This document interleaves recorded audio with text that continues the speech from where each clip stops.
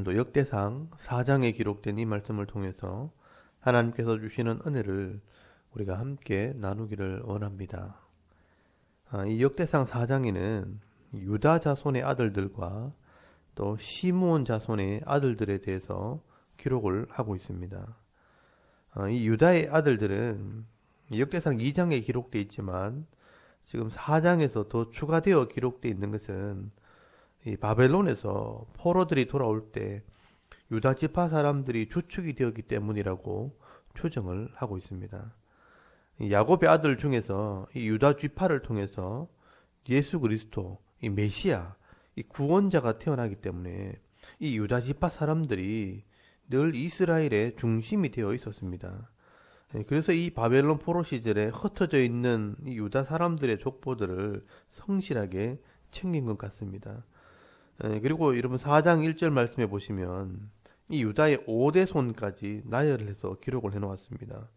유다의 아들들은 베레스와 헤스론과 갈미와 훌과 소발이라 라고 말씀을 합니다.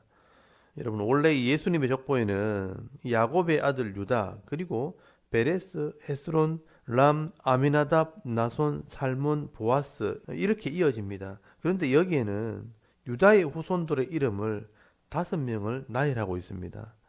베레스와 그의 아들 헤스론, 그리고 증손자 갈미, 고손자 훌, 다음에는 5대손 소발, 이렇게 5명의 아들들을 기록하고 있는 것은 지금 우리에게는 잘 알려지지 않았지만 그 당시에는 유명한 사람이었기 때문에 기록을 해놓은 것입니다. 여러분 베레스와 헤스론은 예수님의 족보에 들어간 사람이고요. 또 갈미는 여호수아가 여리고성을 무너뜨릴 때 그 여리고성에서 범죄했던 아간의 아버지고요. 또 훌은 성막을 만들었던 이 부살렐의 아버지고요.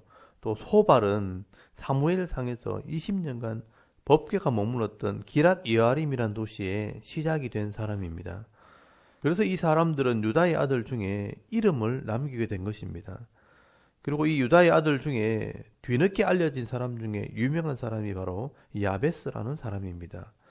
여러분 9절에서 10절까지 말씀해 보시면 이 야베스라는 사람은 그 어머니가 힘들게 낳아서 어렵게 키운 아들이라고 말씀을 합니다. 그것도 이 야베스라는 이름의 뜻이 슬픔에 잠긴 자 또는 고통에 잠긴 자라는 뜻입니다. 아마 이 야베스는 미숙아로 태어났든지 아니면 출산할 때부터 이 아이가 문제가 있어서 슬픔과 고통을 안고 태어난 것입니다. 그러니 그 부모가 얼마나 하나님을 의지하고 철저하게 신앙생활을 했겠습니까? 요즘같이 이렇게 의술이 발달된 시대도 미숙아로 아이가 태어나면 그 아이를 인큐베이터에 넣어놓고 아이를 살리려고 애를 쓰는 것을 보게 됩니다. 그런데 여러분 그 당시에 이 아이가 미숙아로 태어났다면 이 부모의 입장에서는 큰 고통과 슬픔이었을 겁니다. 그러니까 이 부모가 하나님을 의지하지 않고는 안 되는 겁니다. 아마 이 야베스도 그 부모가 전적으로 하나님만 의지하고 이 아이를 양육했을 것입니다. 그러니까 이 아이가 자라서 바른 신앙으로 자라게 될 때 하나님께서는 긍휼을 베풀어 주시니까 사람들에게 귀중히 여김을 받는 자가 되었다고 말씀을 합니다.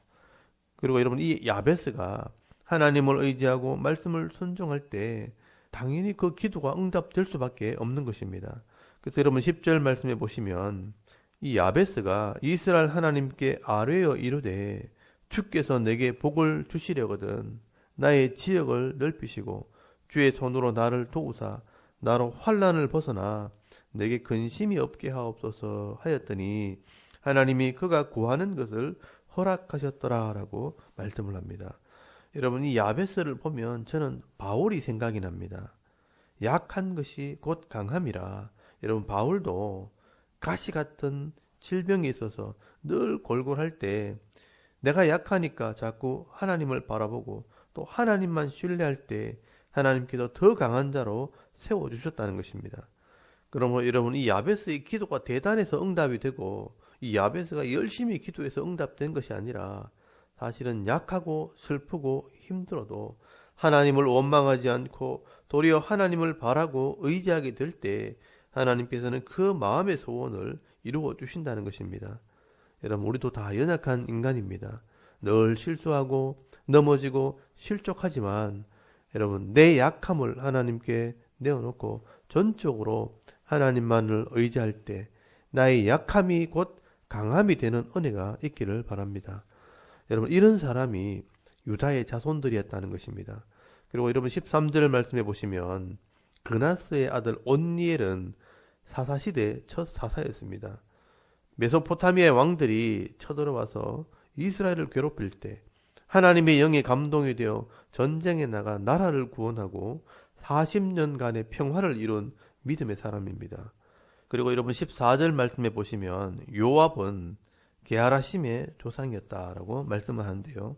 여러분 여기 게하라심이라는 말은 공장들의 골짜기라는 뜻입니다. 그래서 여러분 이 사람들은 공장이었다, 그러니까 기술자였다라고 말씀을 합니다. 그리고 21절 말씀에는 유다의 아들 셀라 자손은 세마포를 짜는 집, 요즘 말로 하면 천을 짜는 방직업을 하는 사람이었다고 말씀을 합니다. 그리고 여러분 23절 말씀에는 토기장이 그릇을 만드는 사람도 있었다라고 말씀을 하면서 수풀과 산 울타리에 거하면서 왕의 일을 했다고 말씀하는데요. 여러분 여기 왕의 일을 했다는 것은 산과 나무를 관리하는 정원사로 일했다고 말씀을 하는 겁니다. 여러분 이렇게 유다 자손들은 바벨론 포로 생활을 하면서 직업의 귀천을 따지지 않고 기술자로 또 방직업으로 토기장이로 정원사로 일하면서 이 믿음을 지켜왔다고 말씀을 하고 있는 것입니다. 여러분 우리나라 사람들도요, 미국이나 또 외국에 이민을 가게 되면 학력, 경력 다 버리고요, 야채 장사를 하고 슈퍼마켓을 하거나 세탁소를 하면서 밤낮 가리지 않고 일하면서 신앙생활 하는 사람도 많이 있습니다. 여러분 이렇게 열심히 일하면서 신앙생활 하는 사람들이 바로 유다 자손의 사람들이었다라고 말씀을 하는 것입니다. 결국 여러분 이런 사람들이 바벨론 포로에서 돌아왔을 때 나라를 새롭게 하는 일꾼들이 된 것입니다. 여러분 오늘도 우리가 평범하게 살아가는 직장인이고 또 가정주부라도 뭘 대단한 일을 해서 믿음의 사람이 되는 것이 아니라 내게 주어진 사명을 성실하게 또 묵묵히 감당할 때 그게 실력이 되고 그게 능력이 되어서 하나님 앞에 귀하게 쓰임받는 믿음의 사람들이 되어지는 것입니다. 오늘도 저와 여러분들 이런 성실한 주의 일꾼들이 되실 수 있기를 바랍니다. 그리고 여러분 24절부터 43절까지는 시므온의 아들들의 이름이 기록이 되어 있습니다. 여러분 이 시므온은 레위와 함께 숲곳에서 칼을 들고 가서 사람들을 죽이고 약탈을 했던 아들입니다. 그래서 그의 아버지 야곱이 이 시므온을 위해서 기도할 때 복을 빌어주지 않습니다. 여러분 창세기 49장 5절에서 7절까지 말씀해 보시면 그들은 칼로 폭력을 사용하기 때문에 그들을 야곱 중에서 나누며 이스라엘 중에서 흩으리로다라고 기도를 합니다. 그래서 여러분 이 시므온은요, 유다가 받은 땅 제일 남쪽 애굽과 에돔의 접경 지역의 일부를 차지하면서 늘 전쟁을 하는 그런 땅을 기업으로 받게 됩니다. 그래서 크게 번성하지 못하고 다 흩어지게 됩니다. 여러분 27절 말씀해 보시면 이 시므이에게는 아들 16과 딸 6이 있으나 그의 형제에게는 자녀가 몇이 못 되니 그들의 온 종족이 유다 자손처럼 번성하지 못하였더라라고 기록을 하고 있습니다. 그런데 여러분 이 다윗 이후에 몇몇 지도자들이 정신을 차리고 번창하게 되었다라고 말씀을 합니다. 여러분 38절 말씀해 보시면 여기 기록된 것은 그들의 종족과 그들의 가문의 지도자들의 이름이라 그들이 매우 번성한지라라고 말씀을 합니다. 여러분 이 사람들이요, 양떼를 위해 목장을 찾아다니면서 뒤늦게 함의 아들들, 이 가나안 사람들과 전쟁을 하게 되었다라고 말씀을 합니다. 그래서 여러분 41절 말씀해 보시면 유다왕 히스기야 때에 가서 그들의 장막을 쳐서 무찌르고 거기에 있는 모님 사람을 쳐서 진멸하고 그 땅을 차지했다라고 말씀을 하고 있습니다. 그리고 여러분 43절 말씀에도 남쪽에 있는 아말렉 사람들을 치고 오늘까지 거기에 거주하고 있었다라고 말씀을 합니다. 그나마 이 시므온도 처음에는 이 포악한 성격 때문에 복을 받지 못했지만 나중에 정신을 차리고요, 말씀대로 순종하고 열심을 낼 때에 하나님께서 부족함이 없도록 채워주셨다고 말씀을 하고 있는 것입니다. 그러므로 우리가 인간적인 생각으로 낙심하고 좌절하기보다는요, 깨어 정신을 차리고 하나님께로 돌아오면 하나님께서는 반드시 채워주시는 은혜가 있다는 것을 여러분 기억할 수 있기를 바랍니다. 여러분, 아브라함도요, 100세에 정신을 차리고 하나님의 약속을 믿었더니 창세기 24장 1절 말씀해 보시면 아브라함이 나이 많아 늙어도 범사가 복이 되었다라고 말씀을 합니다.